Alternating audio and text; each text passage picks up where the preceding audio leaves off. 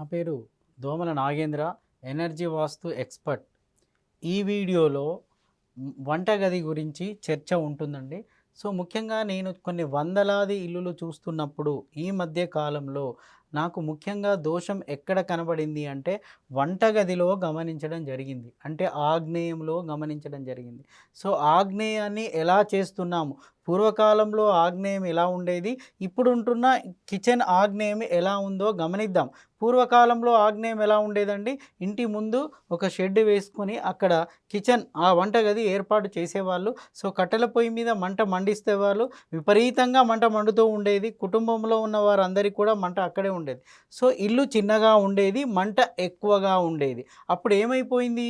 ఆ మంట వల్ల బ్యాలెన్స్ అయిపోయి ఇంట్లో ఉన్న నెగెటివ్ ఎనర్జీ అంతా దహించకపోతుంది. సో, కిచెన్‌కున్న గొప్పతనం అదే. మంటకున్న గొప్పతనం అదే. ఇప్పుడు సన్ వచ్చాడనుకోండి, సూర్యకిరణాలు మన శరీరం మీద పడితే మనం చాలా యాక్టివ్ అవుతాం. మొక్కలు కూడా యాక్టివ్ అవుతాయి.